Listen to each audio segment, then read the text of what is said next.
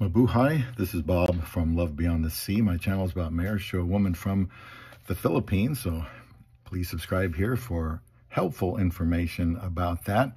And leave a comment about this. I'm sure you'll have something to say. This is about where you should live in the Philippines relative to where your family lives. And I think there are some reasons to live near her family, although I think most people that you read about will say the opposite. They should live far away from their family. There's people say, well, if you bring her to America, she's going to become Americanized, so you're better off living in the Philippines. Some people say, though, you should live far away. I'm not sure that's the best idea. And sometimes you'll hear people say, well, you should live several islands apart from her family. Now, when they say this, initially it sounds like they can't be serious. It's got to be tongue-in-cheek. But no, they are serious. Got to live so far apart that makes it hard for anybody to come and see you. Now, we've personally built a house for us to live where my wife and I got married in the Philippines, and family is staying there in the meantime, so that's where we would be. And so if we went to the Philippines and retired there someday, that's where we would live. We would kind of be right in the action. That would require some adjustment on my part, of course. I know when you get older, it's not exactly what you want to do. You kind of want to have as much peace and quiet as possible. But there's some benefits for the Filipina, of course, to be living near her family. And if she's gone from the Philippines to live with you in another country, and then you go back and retire there someday, she's going to be very excited to be with her family again. And, the little nieces and nephews, they've gotten older. She'll want to be reunited with her childhood friends. Many of them will still be around.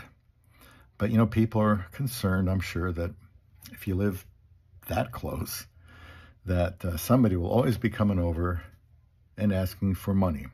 I've read that before by some people. And again, that's something you just need to talk about, especially your Filipina wife, to make sure that the family knows what the rules will be as far as getting money from her or the foreigner. And so if you do that, that shouldn't be too much of a problem if they drop in. I mean, look, we are a family. I didn't marry their whole family, but I married into their family, and she married into mine back on May 10th, 2015. So it's only fair that, I try to get to know some of her family better, and that's always a good thing. So the money, probably the biggest factor you have. People think, well, the further I live away from her, the less likely anybody's going to ask for money. But they can still ask for money through Facebook or Viber or Messenger. And, if she's got an account there in the Philippines, she could probably transfer money there if she wanted to. So the distance might not necessarily reduce the amounts of money that, the occasions for asking for money. Now, my wife, she might change her mind, but she'd like to have, toying around with the idea of having a job for herself if we lived there. Now, it wouldn't be something that takes 8 or 10 hours a day, because we want to be able to see each other. But, she feels like she could be kind of bored and restless and wants to be working. But I'd like to think that she would change her mind if she can, save up some good amount of money here in the United States. Now, privacy, that's part of it. And, but again, the Filipina will want to be around her family. She might think that if she's kind of that close to the Philippines, in the Philippines, but a plane trip away, that it still might feel like it's just too far because you have to pay money to make that flight. If we lived in Manila, when we get there as one of our 4 flights there, you have to take about, it says an hour 50, but it's about an hour and a half flight from Manila to Davao.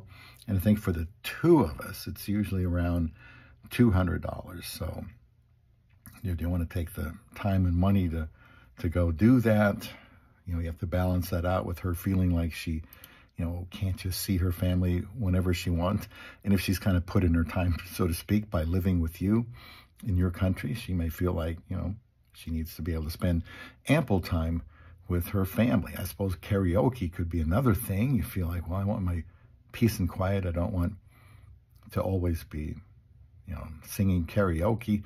Karaoke's actually fun, and it took 3 or 4 times for me to go there.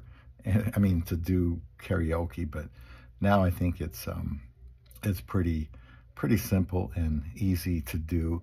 That's just something that Filipinos do, and families get together, and she'll want to eat with her family as much as possible.